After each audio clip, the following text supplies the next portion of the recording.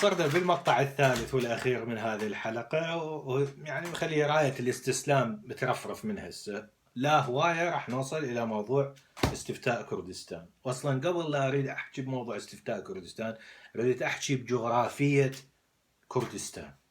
بس إحنا اليوم خلينا نكمل قصة الحدود العراقية مع بلدان المحيط.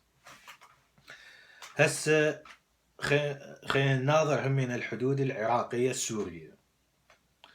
الحدود العراقية السورية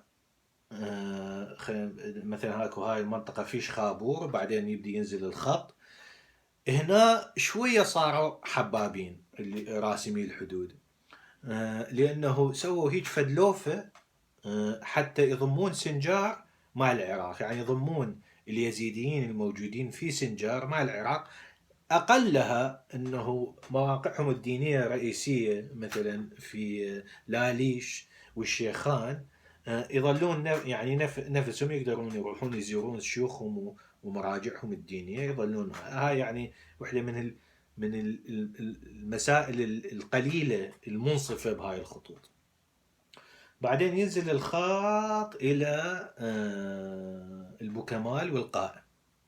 هسه هنا عندنا معضلة جديدة، لأنه يعني أنا بالنسبة إلي ليش رسموا الخط بهالطريقة؟ خوف فد نوبة يعني يمشون هذا الخط شوية إلى يسار الخريطة ويصير الخط بمحاذاة نهر الخابور.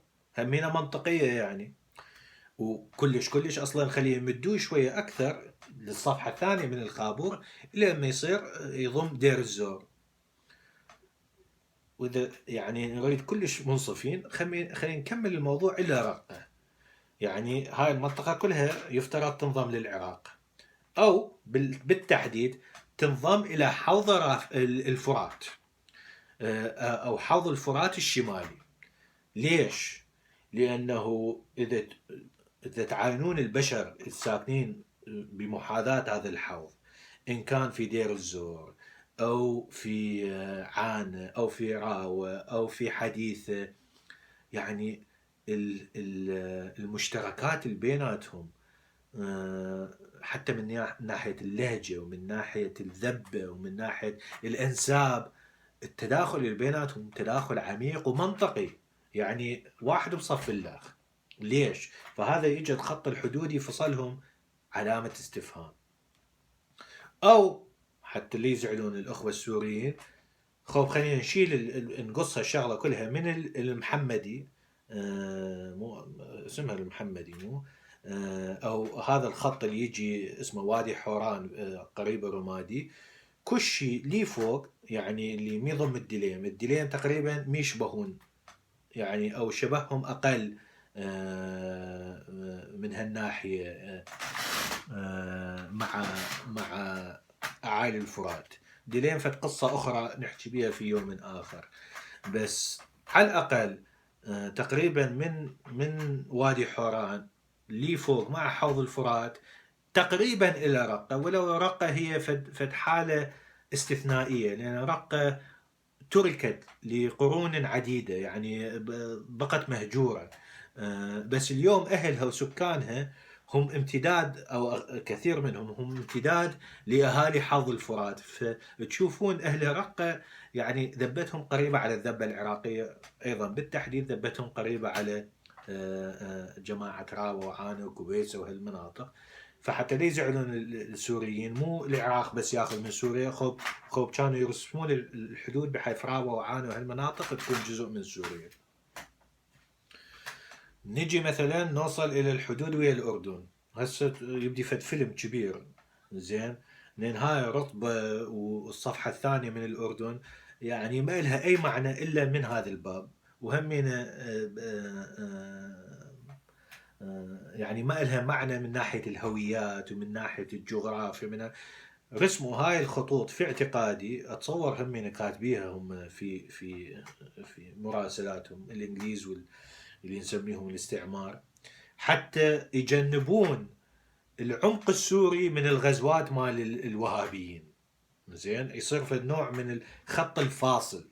زين، لانه الوهابيين كانوا يصعدون بهذه الوديان ودي يغزون بهاي النواحي. طبعا هم يعني أقرب على الصفحة يعني هي شلون أوصف لكم إياها، مو بالتحديد بالوسط، يعني مو بالتحديد عند منطقة التقاء الحدود العراقية الأردنية، ولكن على جانبيها من هالصفحة باتجاه العراق، ومن هالصفحة وهي وادي سرحان باتجاه دمشق.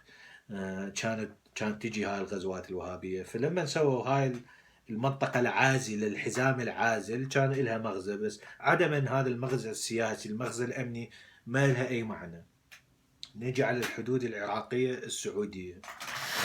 الحدود العراقية السعودية يعني همينة أغلبها هي يعني تمشية حال، فلهذا تشوفوها خطوط مستقيمة. أيضا مغزاها الجغرافي أو مغزى الهويات اللي بيها علامة استفهام. فمثلا يعني الزبير صارت جزء من العراق، لما رسموا الحدود الزبير صارت جزء من العراق، ولكن الزبير حضاريا من ناحية الأنساب، من ناحية الذبة، من ناحية عقيدة هي امتداد لنجد. بل أغلب سكان الزبير كانوا ناس هاربين، قبائل أو عشائر أو عوائل نجدية هربت من الامتدادات الوهابية في فترة من الفترات. وبالأربعينات والخمسينات والستينات هواية منهم بدأوا يرجعون للسعودية. أكو يعني هم بالأصل تجارتهم وظلوا يشتغلون تجارة الخيل أكثر شيء. يجيبون خيل من الجزيرة العربية يوصلوها للبصرة ويصدروها للهند مثلا أو إلى مناطق أخرى من العالم. فهي تجارتهم الأصيلة هي ويا الجزيرة العربية. فجأة أكو نفط وأكو إمكانيات وأكو حاجة لخبرة التجارة، لخبرة الإدارة، لخبرة. فهواية من العوائل الزبيرية انتقلت، رجعت إلى السعودية، واليوم هم من يعني خلينا نقول بدون مبالغة يجوز ثلث رأس المال التجاري السعودي إذا مو أكثر هو في الأصل زبيري. نجي نشوف البصرة مثلا، خلينا نحكي بالكويت. نشوف البصرة. البصرة يعني البصرة هو عنده هواية مشتركات أكبر ويا عبر الشط العرب ويا خوزستان أو عربستان، وهواية مشتركات أكبر مع الخليج وتجارة الخليج والهند من ظهر الخليج، من مثلا بغداد.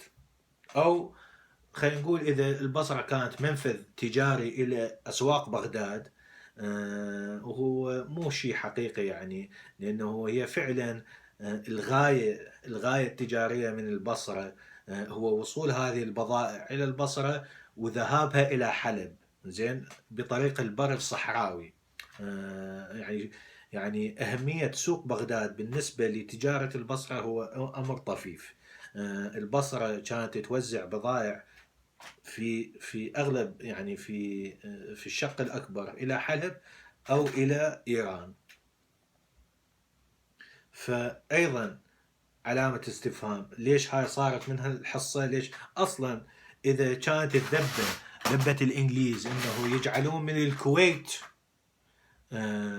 اماره، زين، وتذكروا ترى هم الانجليز لما يعني بقوها للكويت بجيبهم، هم ما كان ببالهم انه فد يوم من الايام راح يعوفوها ويخلوها في الدوله المستقله. يعني كان اذا هم كانوا يتصورون الهند راح تبقى ضمن امبراطوريتهم الى الابد. فالكويت يعني شكل طبيعي هي كانت عباره عن يعني موطئ قدم بريطاني، هي جزء لا يتجزا. هاي الفكره من امتداد المشروع مشروع بريطانيا، الامبراطوريه البريطانيه. ما كان ببالهم. يعني هم ما زرعوا الكويت ك ك كخنجر في خاصرة العراق، وإنما يدورون مصلحتهم هاي إلهم، زين. وما كان ببالهم بذاك الوقت فشي اسمه نفط، بعد كان موضوع النفط ما واضح لما كانوا يعني شرعوا بهاي السياسة. ولا كان عندهم موضوع انه يخنقون اليوم خور الزبير او هذا المجرى المائي. لان بالنسبه للعراق يعني القصبه التجاريه الاساسيه في ذاك الوقت. هذا فيديو هم انقطع فراح أختصر بشكل شديد. المغزى من هذا الكلام كله شنو؟ أنه إحنا ما نقدر نفهم العراق كرقعة جغرافية. أكو يعني فشي اسمه فكرة العراق، ولكن إن حددنا هاي الفكرة حسب هاي الحدود المرسومة من نظرية هاي قويعتنا ونحميها، هذا لا يكفي، وأكو هواية تناقضات بالموضوع. فكرة العراق هي أنه فعلا أكو فشي ممكن يتلملم سوية ونسميه العراق، ولكن بنفس الوقت العراق هو امتداد لما وراء هذه الحدود، وعمق أيضا لهذا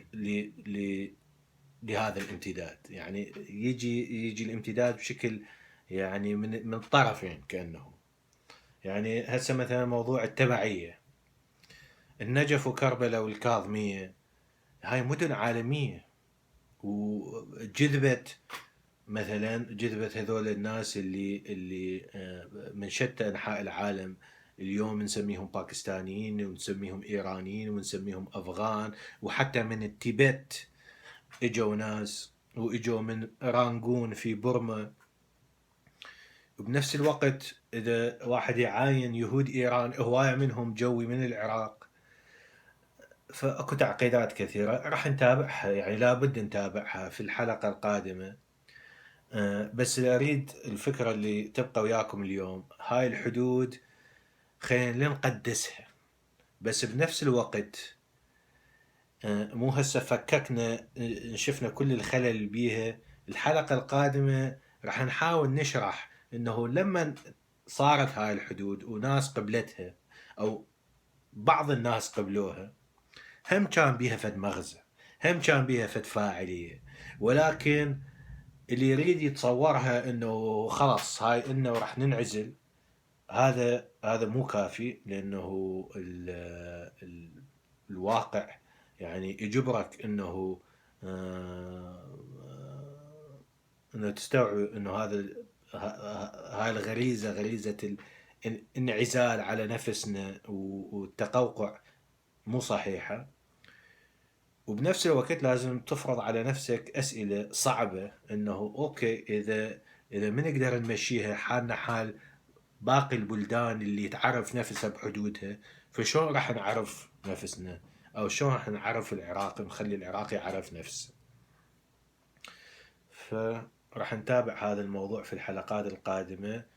وفي يوم من الأيام راح نوصل إلى موضوع الاستفتاء، وعندي هواية حكي أريد أحكي بموضوع كردستان العراق، وموضوع كردستان الأكبر. نترككم اليوم مع موسيقى. أول من يجاوب هاي الموسيقى منين هي هاي الجائزة الذهبية. شكرا لحسن استماعكم. حاولت أبرمج وأكون يعني أجهز، بس ما يفيد. هاي الأسئلة هي يعني الاستنتاج أنه عندنا أسئلة هواية أكثر من الأجوبة، والتبحر واستدلال التبحر في هذه الأسئلة واستدلالها، على الأقل نعرف شنو هي الأسئلة اللي يفرض أنه نطرحها على نفسنا. يعني مو فد شيء دسم ويشبعنا، ولكن هو أنا في رأيي بداية العافية، أو بداية إحدى السبل إلى العافية، حتى لا أسويها أنه هذا طريق واحد للعافية. أنا دا أقدم هاي أمامكم كإحدى الأفكار اللي قد توصلنا إلى العافية. شكرا، ونشوفكم في الحلقة القادمة في الأسبوع القادم.